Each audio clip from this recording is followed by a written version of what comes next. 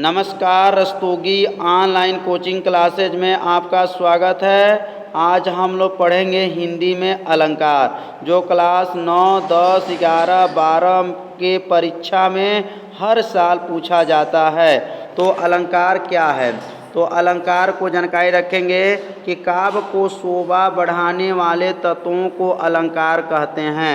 काव्य को जो शोभा बढ़ाने वाले जो तत्व होते हैं उसी को अलंकार कहते हैं। और अलंकार कितने भेद होते हैं? तो अलंकार के जो दो भेद होते हैं। अलंकार को कितने भेद होते हैं? तो अलंकार में दो भेद होते हैं। तो अलंकार की परिभाषा समझ में आ गया होगा कि काव्य को शोभा बढ़ाने वाले तत्वों को अलंकार कहते हैं। अलंकार के दो भेद होते हैं। पहला जो होता है शब्दा अलंकार होता है, दूसरा जो होता है अर्था अलंकार होता है। तो शब्दा अलंकार किसे कहते हैं और अर्था अलंकार किसे कहते हैं? अब शब्दा अलंकार के बारे में अब अध्ययन करेंगे। अब बहुत आसान शब्दा अलंकार की परिभाषा है। कहीं जो अलंकार शब्दों के द्वारा चमत्कार उत्पन्न कर काव्य की शोभा बढ़ाते हैं उन्हें शब्दा अलंकार कहते हैं। जो अलंकार शब्दों के द्वारा, देखिए शब्दा अलंकार का मतलब शब्दों द्वारा, अर्थालंकार का मतलब यहाँ पर अर्थों के द्वारा, बस उत्तर में थोड़ा सा चेंजिंग रहेगा। तो जो अलंकार शब्दों के द्वारा चमत्कार उत्पन्न होता है और काव्य को शोभा बढ़ाते हैं उसी को शब्दा अलंकार कहते हैं। समझ में आ रहा होगा कि शब्दा अलंकार। अब हम लोग पढ़ेंगे अर्था अलंकार। जो अलंकार अर्थ के द्वारा चमत्कार उत्पन्न कर काव्य की शोभा बढ़ाते हैं उन्हें अर्था अलंकार कहते हैं। जो अलंकार अर्थ के द्वारा चमत्कार उत्पन्न कर काव्य को शोभा को बढ़ाते हैं उसी को क्या कहते हैं? अर्था अलंकार कहते हैं। अब शब्दा अलंकार और अर्थालंकार किस क्लास में पढ़ना है? तो कक्षा 9 में याद रखेंगे। 9 में शब्दा अलंकार के बारे में अध्ययन करेंगे और कक्षा 10 में जब जाएंगे तो अर्था अलंकार के बारे में पढ़ेंगे और 11 और 12 में जब जाएंगे तो शब्दा अलंकार और अर्थालंकार के संपूर्ण दोनों को जानकारी रखेंगे। तो हम लोग 9th में, अगर 9th वाले बच्चे हैं तो शब्दा अलंकार को तैयार कर लीजिएगा। तो शब्दा अलंकार के प्रकार कितने होते हैं? तो शब्दा अलंकार जो होते हैं वह 3 प्रकार के होते हैं। पहला अनुप्रास अलंकार, दूसरा यमक अलंकार, तीसरा श्लेष अलंकार। ये क्लास 9 में हर साल के पेपर में आता है। अनुप्रास अलंकार, यमक अलंकार और श्लेष अलंकार, इसमें से तीनों में से एक अलंकार पेपर में हमेशा पूछा जाता है। तो क्लास 9th वाले बच्चे इसे जरूर तैयार कर लें। अनुप्रास अलंकार, यमक अलंकार और श्लेष अलंकार। अब अनुप्रास अलंकार क्या है? बहुत आसान उत्तर है। अनुप्रास अलंकार किसे कहते हैं? अनुप्रास अलंकार की परिभाषा क्या है? तो जहाँ पर एक ही वर्ण का मतलब क्या है और शब्द का मतलब क्या है? यहाँ पे वर्ण, जैसे तो जो है वर्ण है, तो ये जहाँ पर एक ही वर्ण बार बार आवे वहाँ अनुप्रास अलंकार उत्पन्न होता है। जहाँ पर एक ही वर्ण बार बार आवे वहाँ अनुप्रास अलंकार उत्पन्न होता है। बहुत आसान परिभाषा है। इस परिभाषा को अपने कॉपी में नोट कर लीजिए और अच्छे से इसको तैयार कर लीजिए। उदाहरण देखेंगे। तरनी तनुजा तट तमाल तरुवर बहुछाए। अब यहाँ तरनी तनुजा तट तमाल तरुवर बहुछाए में यहाँ पर भी देखिए तो वर्ण है, यहाँ पर भी तो वर्ण है, यहाँ पर भी तो है वर्ण है, यहाँ भी तो, यहाँ पर भी तो। इसका मतलब यहाँ पे एक ही वर्ण बार बार आया है। एक ही वर्ण जो है बार बार जहाँ आता है उसी को अनुप्रास अलंकार कहते हैं। तो यहाँ पर लिखा गया, यहाँ पे तो वर्ण बार बार आया है इसलिए यह अनुप्रास अलंकार है। यहाँ पे कौन वर्ण ज़्यादा आया है? तो वर्ण बार बार आया है इसलिए जो एग्जाम्पल है, उदाहरण है, यह अनुप्रास अलंकार है। समझ में आ गया होगा अनुप्रास अलंकार। अगला अब अलंकार के बारे में जानकारी रखेंगे। यमक। अब यमक अलंकार क्या है? तो यमक अलंकार की परिभाषा बहुत ही आसान है। यहाँ लिखेंगे जहाँ पर एक ही शब्द, अब यहाँ शब्द की बात हो रही है, इसके पहले हम लोग पढ़े हैं वर्ड की बात थी, अब शब्द की बात हो रही है। जहाँ पर एक ही शब्द दो बार आवे किंतु आपका दोनों शब्द का अर्थ अलग अलग हो, उसे यमक अलंकार कहते हैं।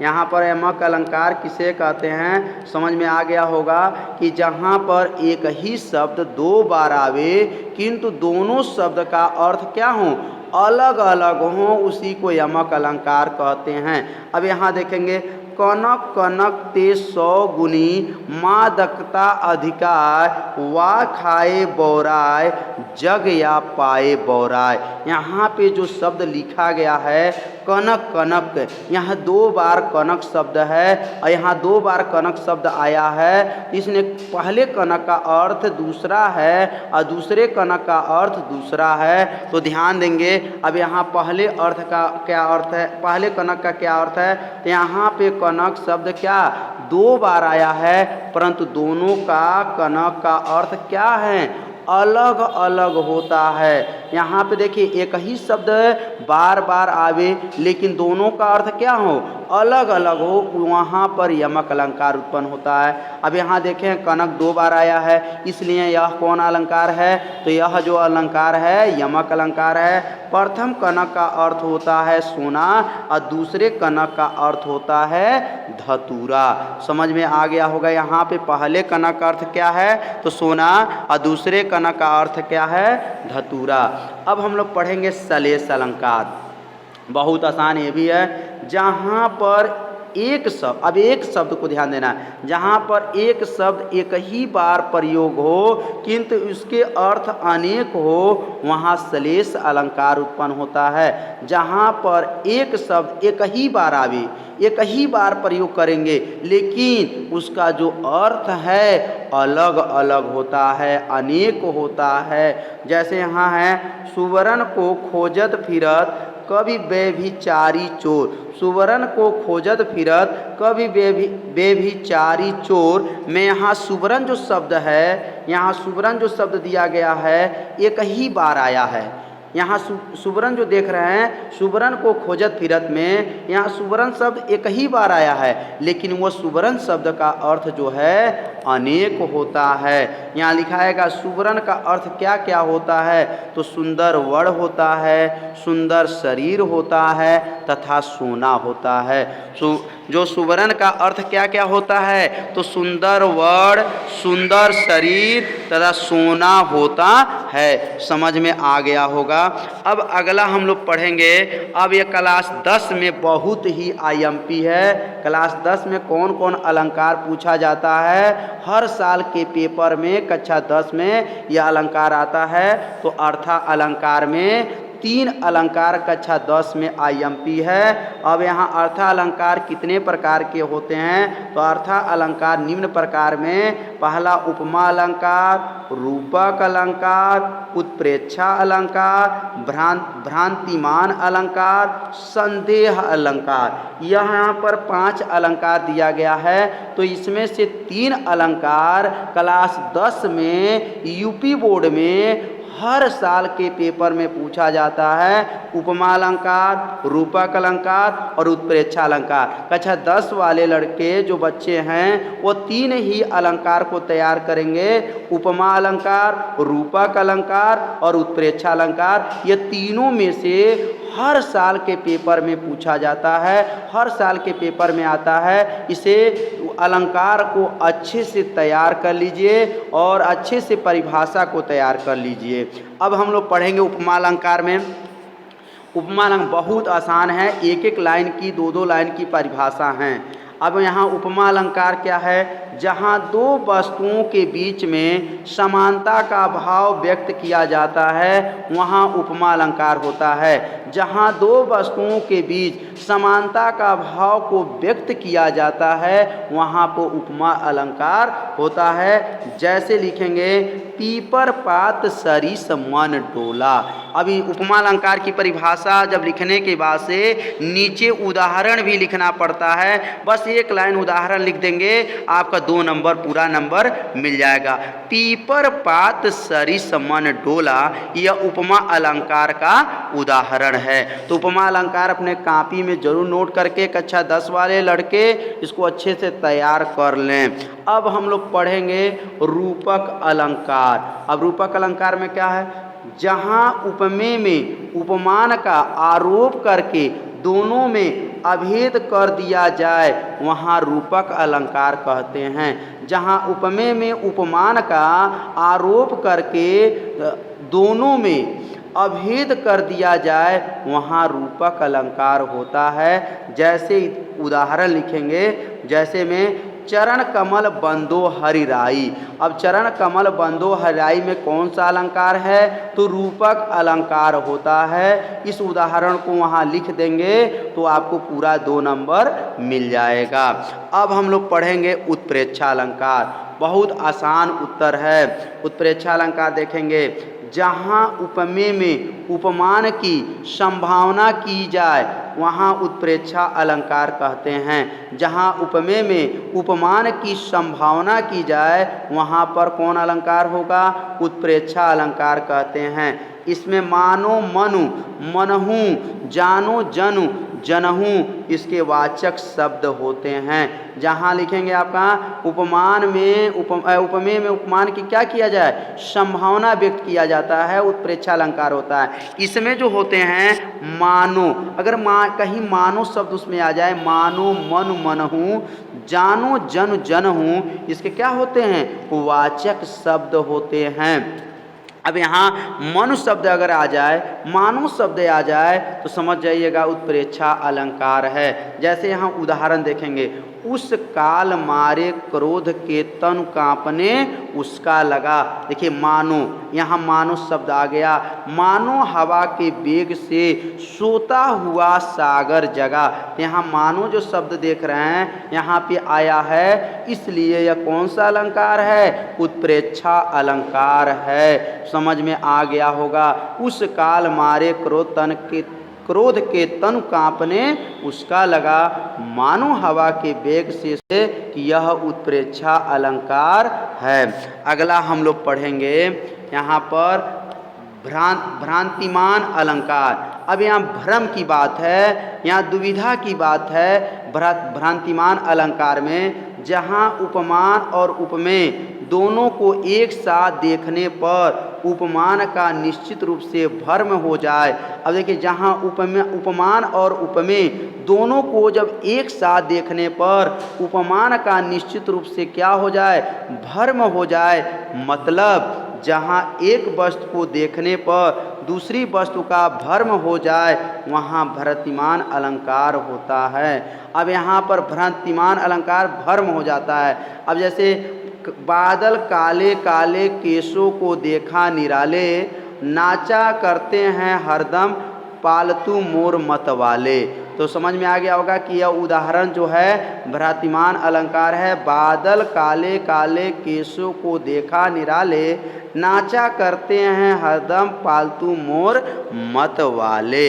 अगला हम पढ़ेंगे संदेह अलंकार। यहाँ संदेह हमने आपका कुछ दुविधा हो जा रहा है, यहाँ पर भी उसमें भ्रम हो जा रहा है, इसमें दुविधा हो जा रहा है। अब यहाँ लिखेंगे, जहाँ उपमेय और उपमान दोनों के समानता देखकर यह निश्चित नहीं हो पाता है कि उपमेय वास्तव में उपमेय है या उपमान है, इसमें दुविधा बनी रहती है। इसे ही संदेह अलंकार कहते हैं। संदेह अलंकार जहाँ उपमेय और उपमान दोनों में समानता देखकर यह निश्चित नहीं हो पाता है कि उपमेय वास्तव में उपमेय है या उपमान है, इसमें दुविधा बनी रहती है, इसे ही संदेह अलंकार कहते हैं। ऐसा भी एग्जाम्पल लिखेंगे जिसमें संदेह हो। अब लिखा गया है उदाहरण, साड़ी बीच नारी है किनारे बीच साड़ी है। अब देखिए, साड़ी बीच नारी है किनारे बीच साड़ी है, कि साड़ी ही की नारी है कि साड़ी है। अब यहाँ ऐसा दिया गया है उदाहरण जिसमें संदेह उत्पन्न हो रहा है। यहाँ साड़ी और नारी में इतना संदेह हो गया है, इसलिए संदेह अलंकार है। इसे उदाहरण को अपने कॉपी में नोट कर लीजिए और इसे अच्छे से तैयार कर लीजिए। एक मात्रिक छंद होता है, इसमें 4 चरण होते हैं।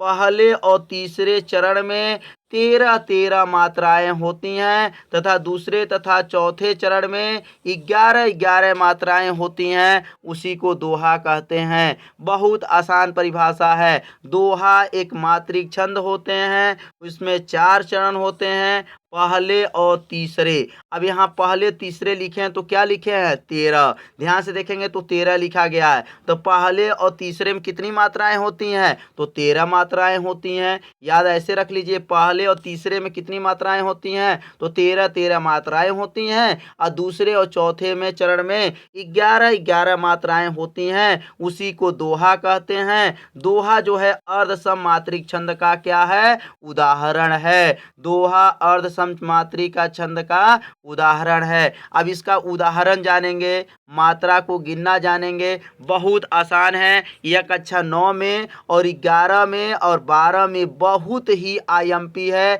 कक्षा 10 में दोहा नहीं पूछा जाता है, कक्षा 10 में सोरठा पूछा जाता है। तो आप लोग दोहा 9 और 11 12 के बच्चे ध्यान से इसे नोट कर लें और इसे तैयार कर लें। अब यहाँ पर एग्जाम्पल देखिए, बहुत आसान है। रहीमन पानी राखिए बिन पानी सब सून, पानी गए न उबरे मोतिस मानुष चून। देखिए, रहीमन पानी राखिए बिन पानी सब सून, पानी गए न उबरे मोतिस मानुष चून। अब इसका मात्रा गिनना है। तो पहले रहीमन पानी राखिए जो लिखा गया ऊपर, अब एक लाइन लिखेंगे रहीमन पानी राखिए। अब रहीमन पानी राखिए में कितनी मात्राएं होनी चाहिए? क्योंकि वह पहले चरण में है और पहले चरण में 13 मात्राएं होनी चाहिए। इसमें पहले और तीसरे में आपका 13 मात्राएं और दूसरे और चौथे में 11 मात्राएं होनी चाहिए। तो यहाँ देखिए, रहीमन में एक मात्रा, ही में एक मात्रा हो जाएगा,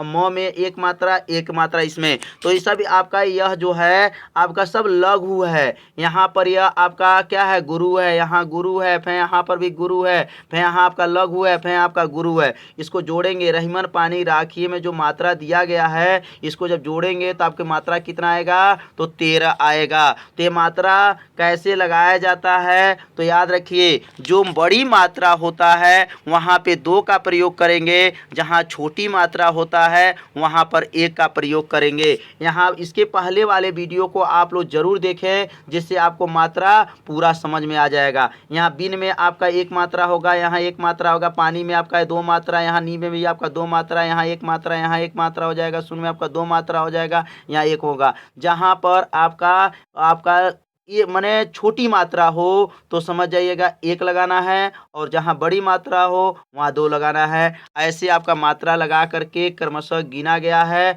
आप लोग भी मात्रा को लगाएं और इसको जांच कर लें कि मात्रा लगाना हम जान गए कि नहीं जान गए। यदि आपको मात्रा लगाना नहीं समझ में आ रहा है तो आप लोग जरूर कमेंट कीजिए और हमें बताइए कि हमें मात्रा समझ में नहीं आ रहा है। तो मात्रा अगर समझ में नहीं आएगा तो अलग से एक वीडियो बना करके वीडियो को अपलोड कर दिया जाएगा। तो इस मात्रा को अच्छे से अपने नोट कर ले कॉपी पर और मात्रा को गिने। तो समझ में आ गया होगा दोहा। अब हम लोग पढ़ेंगे चौपाई। चौपाई बहुत आसान परिभाषा है।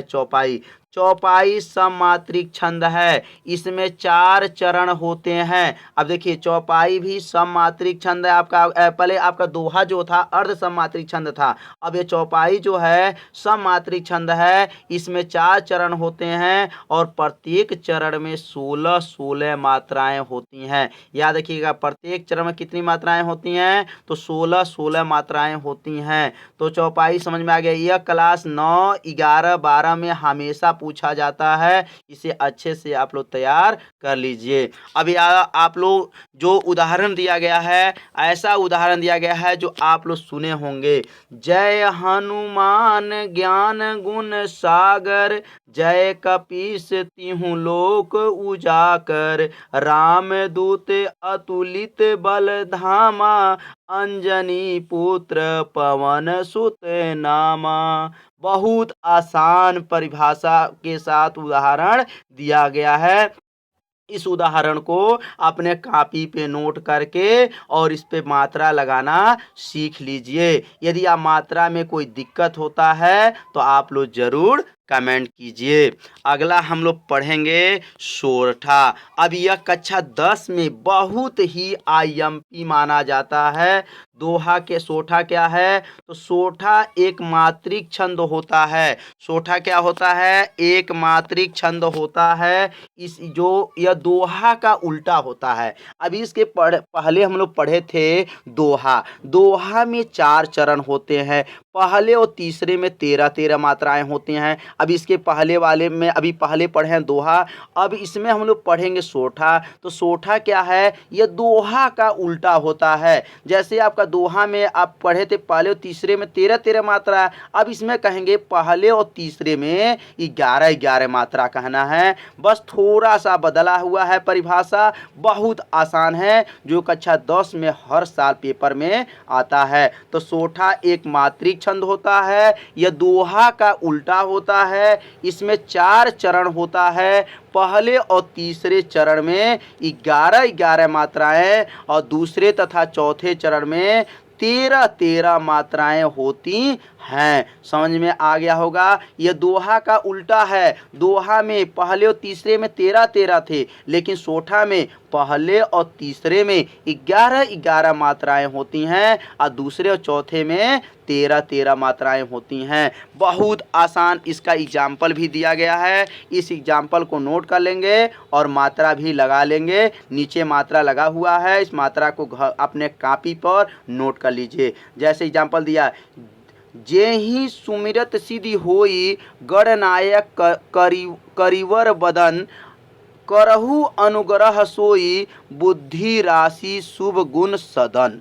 आपका जो दिया गया एग्जाम्पल, इस एग्जाम्पल को नोट कर लीजिएगा। सोठा का एग्जाम्पल है और नीचे जो है यहाँ मात्रा लगाया गया है। इस मात्रा को अपने कॉपी पर भी नोट कर लीजिएगा। कहाँ से कौन मात्रा, किस पर एक मात्रा लगा है, किस पे 2 मात्रा है, इस पे 1 मात्रा है। यहाँ पर आपका देख रहे हैं, यहाँ 1 मात्रा लगा हुआ है, यहाँ एक पर 1 मात्रा, यहाँ ये भी 1 है, यहाँ भी 1 है, यहाँ पर भी 1 है, यहाँ पर भी, यहाँ देखिए 2 मात्रा, क्योंकि यहाँ बड़ी मात्रा लगा हुआ है। इसे गुरु कहते हैं। ऐसे जो बना है गुरु कहते हैं, ऐसे बना रहेगा उसको लघु कहते हैं। तो इस मात्रा को अपने कॉपी पर नोट कर लीजिएगा और इसको समझ लीजिएगा कौन कहाँ पे कैसे मात्रा लगा हुआ है। यदि मात्रा लगाना नहीं जानते हैं तो नीचे वाले जो डिस्क्रिप्शन लिंक है, उस लिंक पर भी आपका वीडियो बनाया गया है, उस वीडियो को आप लोग देख लें। अब हम लोग पढ़ेंगे रोला। यह 10 में आईएमपी है। 10 में 2 पूछा जाता है, सोठा या रोला। तो सोठा रोला दोनों तैयार कर लीजिए। दोनों में से पेपर में एक जरूर आता है, इसे अच्छे से तैयार कर लीजिए। रोला एक सममात्रिक छंद होता है। इसमें 8 चरण होते हैं। इसके प्रत्येक चरण में 24 मात्राएं होती हैं। याद रखिएगा, रोला एक सममात्रिक छंद होता है। इसमें 8 चरण होते हैं। इसके प्रत्येक चरण में 24 मात्राएं होती हैं। जैसे आपका यहाँ पर आपको एग्जाम्पल दिया गया है, इस एग्जाम्पल को अपने कॉपी पर नोट कर लीजिए। अब इसका एग्जाम्पल जो देख रहे हैं, आपका जीती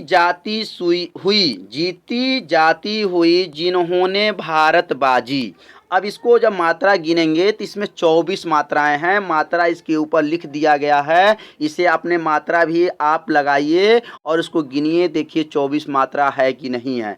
तो जीती जाती हुई जिन्होंने भारत बाजी, निज बल से बल मेट, विधर्मी मुगल कुराजी।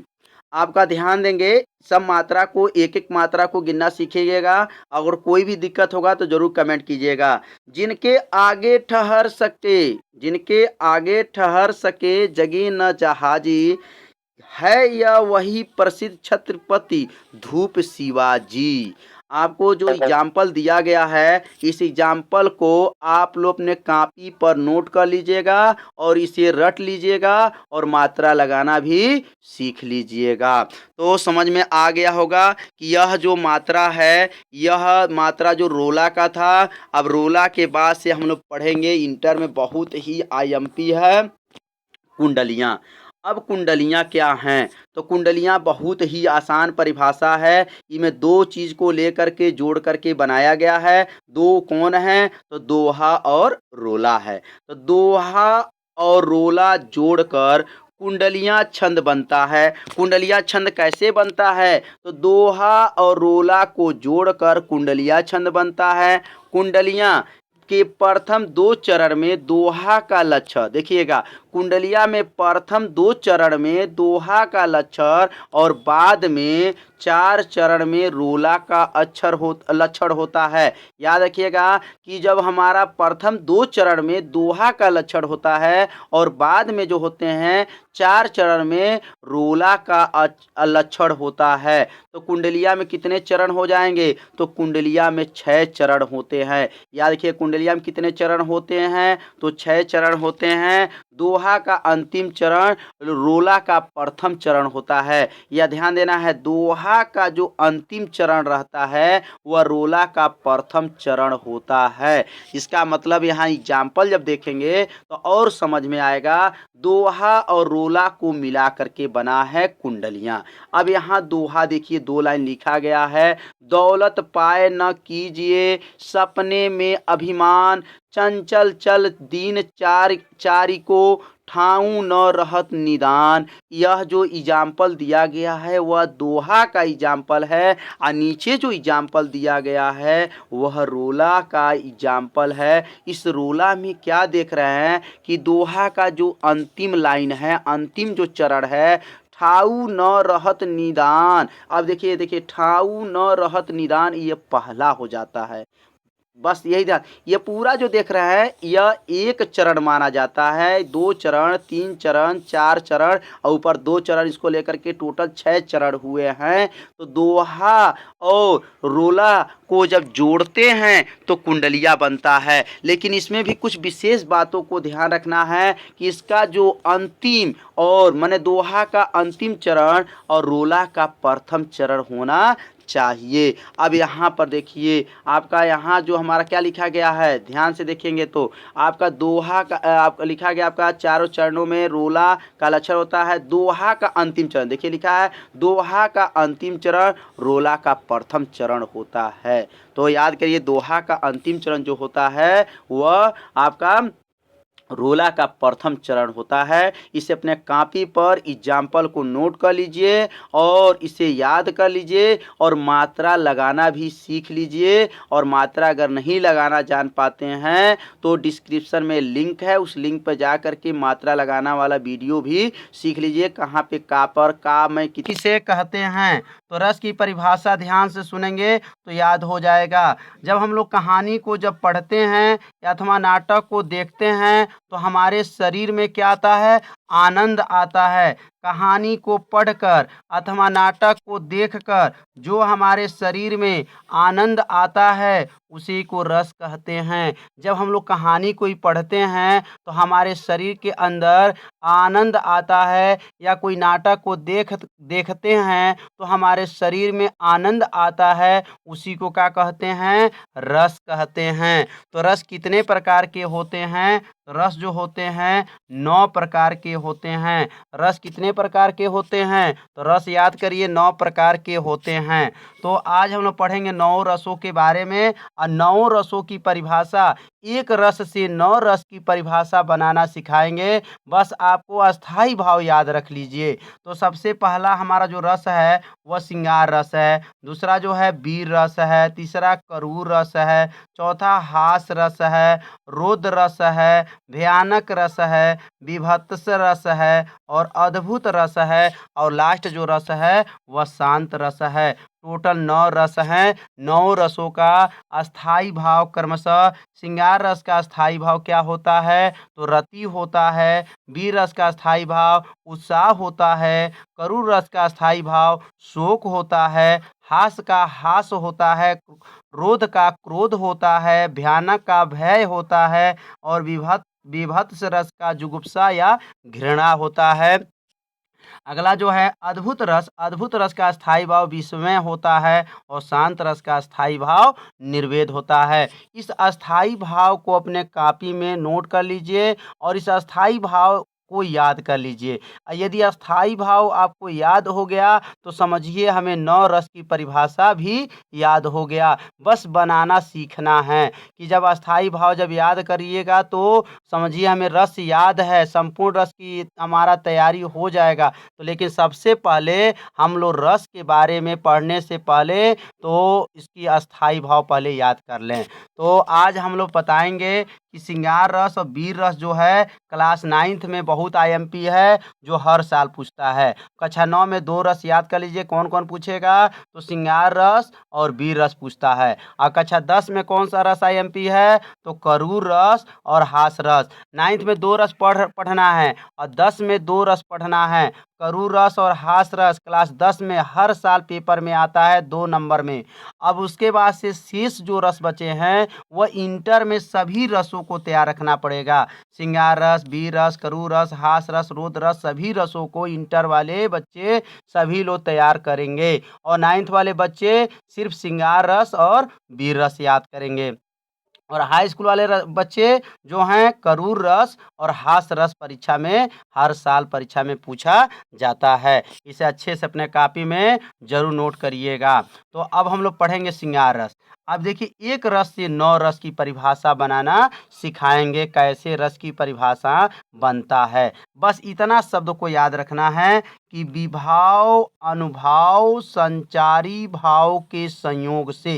अब यहाँ पे देखिए विभाव अनुभाव संचारी भाव के संयोग से, बस यहीं पे बदलना है। अब यहाँ पर हमको किस रस का बोलना है? श्रृंगार रस का। तो श्रृंगार रस का अस्थाई भाव क्या बताए थे ऊपर? श्रृंगार रस का अस्थाई भाव रति होता है। तो रति को यहाँ रत लिख देंगे। रति नामक अस्थाई भाव रस में बदल जाता है, उसे श्रृंगार रस कहते हैं। बस यहीं पर बदले, हर उत्तर में यहीं पर बदलाव होगा।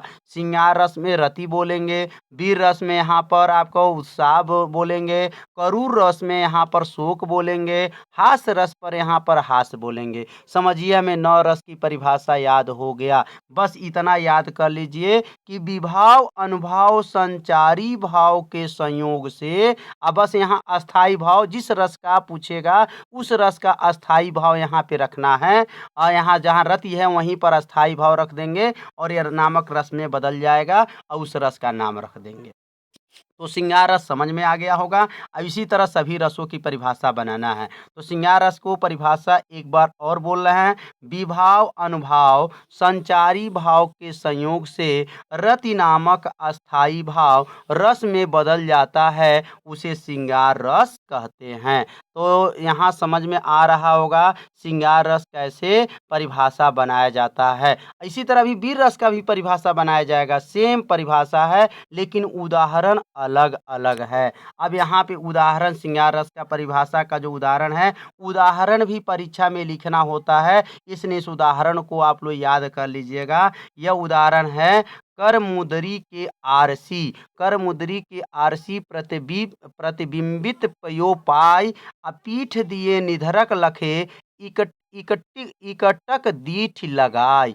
इसे इसे आप अपने कॉपी में जरूर नोट करिएगा इस एग्जाम्पल को। ये श्रृंगार रस का जो उदाहरण है, इस श्रृंगार रस जब पेपर में 9th वाले बच्चे और 12 वाले बच्चे जब पेपर में श्रृंगार रस पूछेगा तो इस उदाहरण को लिख देंगे तो आपका 2 नंबर मिल जाएगा। अब अगला हमारा रस है वीर रस। अब वीर रस में अब देखिए यहाँ पे वीर, जब नामे से पता चल रहा है वीर, वीर का मतलब उत्साह। अब यहाँ बोलेंगे विभाव अनुभाव संचारी भाव के संयोग से। बस यहाँ पे इसके पहले क्या बोले थे? रति बोले थे। अब क्या बोलना है? उत्साह। उत्साह नामक अस्थाई भाव रस में बदल जाता है, उसे वीर रस कहते हैं। वीर रस का अस्थाई भाव क्या होता है? तो उत्साह होता है। उत्साह नामक अस्थाई भाव रस में बदल जाता है, उसी को वीर रस कहते हैं। जहाँ उत्साह की बात होती है वहाँ समझिएगा वीर रस की बात हो रही है। जैसे अब यहाँ एग्जाम्पल से देखिए, एग्जाम्पल से पता चलेगा कि यहाँ उत्साह की बात हो रही है। वीर तुम बढ़े चलो, धीर तुम बढ़े चलो, सामने पहाड़ हो कि सिंध की दहाड़ हो। बताइए कितना आसान परिभाषा है। यहाँ पर परिभाषा पढ़ने से लग रहा है कि हमारे शरीर में उत्साह उत्पन्न हो रहा है। वीर तुम बढ़े चलो, धीर तुम बढ़े चलो, सामने पहाड़ हो कि सिंह की दहाड़ हो। इस रस से पढ़ने से क्या लग रहा है? हमारे शरीर में उत्साह हो रहा है, ऐसा लग रहा है। तो वीर रस समझ में आ गया होगा कि वीर रस का अस्थाई भाव जो होता है उत्साह होता है। और ये वीर रस का जो है एग्जाम्पल है, उदाहरण है। इस उदाहरण को अपने कॉपी में नोट कर लीजिएगा। अब ये समझिए नाइन्थ में दो रस पेपर में आता है, श्रृंगार रस और वीर रस। तो नाइन्थ वाले बच्चे श्रृंगार रस और वीर रस को अपने कॉपी में जरूर नोट कर लें। अब हम 10 में अब आ गए। 10 वाले बच्चे को करूर रस और हास रस, दो रस एकदम IMP है जो हर साल के पेपर में आता है। अब देखिए परिभाषा बनाना एकदम आसान है। जो परिभाषा श्रृंगार रस में बोलेंगे वही परिभाषा वीर रस में, करूर रस में, हास रस में बोलना है। सेम परिभाषा है, लेकिन आपको खाली अस्थाई भाव बदलना है। अब हम करूर रस की परिभाषा बोल रहे हैं। विभाव अनुभाव संचारी भाव के संयोग से शोक। अब यहाँ शोक की बात है। शोक का मतलब दुख की बात है। यहाँ दुख की बात हो रही है कि यहाँ पर स्थायी भाव रस में बदल जाए। विभाव अनुभाव संचारी भाव के संयोग से शोक नामक अस्थाई भाव रस में बदल जाए, उसे करूर रस कहते हैं। तो करूर रस किसे कहते हैं समझ में आ गया होगा। जहाँ पर उसका जो अस्थाई भाव है करूर रस का, वह शोक होता है, वहाँ दुख की बात होती है। अब इस पंक्ति जो नीचे दिया गया है इसे पढ़ने से लगेगा कि हमें दुख की बात है। अब देखिए लिखा है, प्रियपति वह मेरा प्राण प्यारा कहाँ है। प्रियपति वह मेरा प्राण प्यारा कहाँ है, दुख जल निधि डूबी का सहारा कहाँ है। इसे पढ़ने से लग रहा है कि को एकदम दुख की बात कही जा रही है। यह जो करूर रस का जो उदाहरण है इसमें दुख की बात को इसमें बताया गया है। इस उदाहरण को अपने कॉपी में लिखकर ऐसे अच्छे से तैयार कर लीजिए। करूर रस समझ में आ गया होगा। करूर रस का अस्थाई भाव जो होता है वह शोक होता है। अगला हम लोग पढ़ेंगे हास्य रस। हास्य रस की परिभाषा जानकारी रखेंगे। विभाव अनुभाव संचारी भाव के संयोग से हास। अब देखिए हास रस का अस्थाई भाव ऊपर भी बताए थे कि हास रस का अस्थाई भाव हास होता है। हास नामक अस्थाई भाव रस में बदल जाता है, उसे हास रस कहते हैं।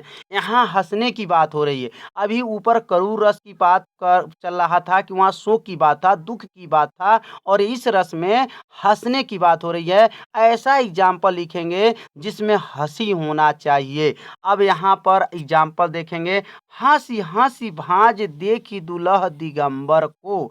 यहाँ हंसी हंसी भाज देखी दुल्ह दिगंबर को, पाहुनी जो आवे हिमाचल के उछाह में।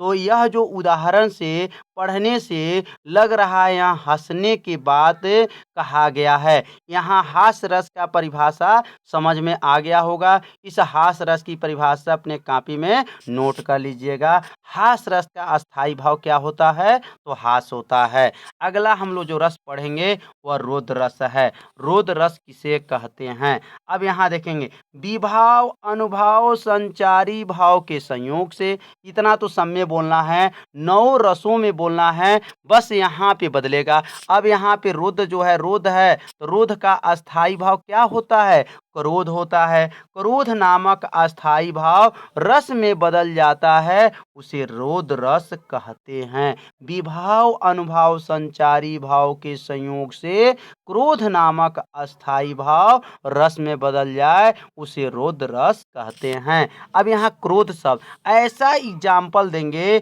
जिसमें क्रोध शब्द होना चाहिए। अब देखिए यहाँ पे क्रोध की बात हो रही है। उस काल मारे क्रोध के तन काँपने उसका लगा। उस काल मारे क्रोध के तन काँपने उसका लगा, मानो हवा के वेग से सोता हुआ सागर जगा। यहाँ देखिए क्रोध शब्द आया है। जहाँ क्रोध शब्द आएगा तो समझ जाइएगा वह रुद्र रस है। तो उस काल मारे क्रोध के तन काँपने उसका लगा, मानो हवा के वेग से सोता हुआ सागर जगा। यह रुद्र रस का उदाहरण है। अब हम लोग पढ़ेंगे भयानक। भयानक भय, इसका अस्थाई भाव भय होता है। अब इसका परिभाषा कैसे बनाएंगे? विभाव अनुभाव संचारी भाव के संयोग से भय नामक अस्थाई भाव, भय नामक अस्थाई भाव रस में बदल जाता है, उसे भयानक रस कहते हैं। विभाव अनुभाव संचारी भाव के संयोग से, बस यहाँ भय बोलना है। भय नामक अस्थाई भाव रस में बदल जाता है, उसे भयानक रस कहते हैं। उदाहरण, अब यहाँ उदाहरण लिखेंगे। अब उदाहरण ऐसा उदाहरण रहेगा जिसमें भय होना चाहिए। अब अगला उदाहरण जो हमारा जो भी इसके बैक में जो उदाहरण पढ़े थे वहाँ क्रोध की बात था। यहाँ उदाहरण जो दिया गया है यहाँ पर आपको आपका उदाहरण भय की बात होनी चाहिए। उधर गरजती सिंधु लहरिया, अब लिखेंगे उधर गरजती सिंधु लहरिया, कुटिल काल से जालो सी, चली आ रही है फेन उगलती, फन फैलाए व्यालो सी। यह उदाहरण में पढ़ने से लग रहा है भय की बात कही गई है। तो यह उदाहरण भय भयानक रस का है। इसे कॉपी में जरूर नोट करके इसे तैयार कर लीजिए। अगला जो हम लोग पढ़ेंगे रस वह है विभत्स रस। विभत्स रस का अस्थाई भाव घृणा होता है। घृणा की बात करेंगे। अब यहाँ पे लिखेंगे विभाव अनुभाव संचारी भाव के संयोग से घृणा नामक या जुगुप्सा, उसका दो नाम है, घृणा कहेंगे या जुगुप्सा कहेंगे, नामक अस्थाई भाव रस में बदल जाता है, उसे विभत्स रस कहते हैं। अब यहाँ पर ऐसा शब्द का बात किया जाएगा जिसमें हम लोग घृणा की बात करेंगे। अब यहाँ घृणा होना चाहिए। जैसे अब यहाँ पर उदाहरण में आंखें निकाल कर उड़ जाते क्षण भर, उड़कर आ जाते 100। अब जो जैसे युद्ध जहाँ होता है वहाँ बहुत लोग मरे होते हैं, वहाँ का यह बात कही गई है। आंखें निकाल कर उड़ जाते हैं क्षण भर, उड़कर आ जाते 100, जीभ खींच कर कौवे चुभला चुभला कर खाते भोजन के स्वान। स्वान माने कुत्ते। अब लगे लगे मुर्दे पर मुर्दे लेटे। अब जहाँ पर युद्ध हुआ रहता है वहाँ जो जो व्यक्ति मरे होते हैं उस व्यक्ति को कौवे जो हैं चुभला चुभला करके खाते हैं। तो यहाँ क्या बात हो गई? घृणा की बात हो रही है। जो यहाँ कुत्ते जो होते हैं वह मुर्दों को यहाँ पर खींच खींच करके खाते हैं, यहाँ बात कही गई है। तो यहाँ घृणा की बात कही गई है। मांस चाट लेते थे चटनी सम बहते बेते, माने मांस को चटनी जैसे बना करके वो खा लेते थे। वो कौन? स्वान। स्वान मतलब कुत्ते। और कौन? कौवे। चुभला चुभला करके खाते हैं। तो इसमें क्या बात कही गई है? घृणा की बात कही गई है। अब हम अगला प्रश्न, अगला हमारा जो रस है अद्भुत रस। अद्भुत रस के बारे में अध्ययन करेंगे। बहुत आसान परिभाषा इसका भी है। विभाव अनुभाव संचारी भाव के संयोग से विस्मय, विस्मय नामक अस्थाई भाव रस में बदल जाता है, उसे अद्भुत रस कहते हैं। बस यहीं पे परिभाषा में, हर परिभाषा में अस्थाई भाव खाली बदलना है, रस की परिभाषा याद हो जाएगा। बस उदाहरण को आपको याद करेंगे। अब यहाँ पर जो अद्भुत, अद्भुत होना चाहिए, ऐसा अद्भुत कोई चीज दिखाई दो अद्भुत हो, उसी को अद्भुत रस कहेंगे। जैसे मान लीजिए जब श्री कृष्ण जी मिट्टी को खा रहे थे तो यशोदा माँ ने कहीं श्री कृष्ण जी से क्या खा रहे हैं? मुंह बाओ। तो जब कृष्ण जी मुंह बाए तो उस मुंह में विश्व की माया पूरा दिखाई दिया, सकल विश्व की माया दिखाई देने लगा और जो माता थी वह चेतन रह गई। ये तो पूरा विश्व दिखाई दे रहा है उनके मुँह में। यहीं पर यह परिभाषा में उदाहरण लिखेंगे, देखी यशोदा शिशु के मुख में। देखी यशोदा माने यशोदा जी देखी शिशु के मुख में, शिशु माने श्री कृष्ण के मुख में सकल विश्व की माया, एकदम जो विश्व का सकल है उस मुंह में दिखाई दिया। क्षण भर को वह बनी अचेतन, अब क्षण भर के लिए सोचने लग गई अचेतन, हित न सकी कोमल काया। बताइए यह जो परिभाषा उदाहरण दिया गया है, इस उदाहरण में अद्भुत की बात कही गई है। जब कृष्ण जी के मुंह में पूरा आपका विश्व ही दिखाई देने लगा, सोचते रह गई माँ यशोदा। इसमें क्या परिभाषा से ही समझ में आ गया होगा कि इसमें अद्भुत बात कही गई है, अद्भुत रस है। अगला जो रस पढ़ेंगे वह रस जो है लास्ट रस है, वह शांत रस है। अब शांत रस का अस्थाई भाव क्या है? वह निर्वेद होता है। तो विभाव अनुभाव संचारी भाव के संयोग से निर्वेद नामक अस्थाई भाव रस में बदल जाता है, उसे शांत रस कहते हैं। तो शांत रस का अस्थाई भाव जब याद रहेगा तो आप इसकी परिभाषा बना लेंगे। अब शांत रस में क्या है, इसका उदाहरण, अब कबीर जी देखे हैं चक्की को। अब चक्की जब चलता है तो उसके अंदर कोई भी साबुत पदार्थ नहीं बचता है, उसको पीस देता है। तो लिखा गया यहाँ पर, चलती चाकी देख कर, चलती चाकी देख कर दिया कबीरा रोय, आ दुइये पाटन के बीच में साबुत बचा न कोई। जब चक्की नाचता है उसके अंदर कोई भी पदार्थ खड़ा अगर रखते हैं तो वह साबुत बचता नहीं है। साबुत मतलब जो खड़ा पदार्थ है उसके अंदर नहीं बचता है, वो सब पिसा जाता है। इसी पे लिखे हैं कबीर जी, चलती चाकी देख कर दिया कबीरा रोय, दुइये पाटन के बीच में साबुत बचा न कोई। ये कौन रस है? तो शांत रस है। तो रस समझ में आ गया होगा। बस रस में ध्यान रखना है कि अस्थाई भाव यदि याद हो तो समझिए हमें 9 रस की परिभाषा याद है, बस उदाहरण अलग अलग। अब थोड़ा विशेष में याद रखेंगे, सर्वश्रेष्ठ रस किसे कहते हैं? सर्वश्रेष्ठ रस जो होता है वह श्रृंगार रस होता है। श्रृंगार रस को सर्वश्रेष्ठ रस कहा जाता है। और रस का रस राज किसे कहते हैं या रसों का राजा किसे कहते हैं? तो श्रृंगार रस को रसों का राजा कहा जाता है। याद रखिएगा, ये कंपटीशन के पेपर में हमेशा पूछता है कि सर्वश्रेष्ठ रस कौन होते हैं। तो सर्वश्रेष्ठ रस जो होते हैं वह श्रृंगार रस होते हैं। श्रृंगार रस का जो होता है रसराज भी कहा जाता है या रसपति भी कहा जाता है। भरत मुनि ने रसों की संख्या कितने बताए थे? तो भरत मुनि ने रसों की संख्या 8 बताए थे, 8 माने थे। तो यह रस की परिभाषा समझ में आ गया होगा। अगला जो हमारा परिभाषा अगला जो आएगा तो अलंकार आएगा। उस अलंकार वाले वीडियो को भी आप लोग जरूर देखिएगा। यदि रस आपको समझ में नहीं आया होगा तो आप जरूर कमेंट कीजिएगा और एक जरूर लाइक कीजिएगा और मेरे चैनल को सब्सक्राइब जरूर कीजिएगा। नमस्कार।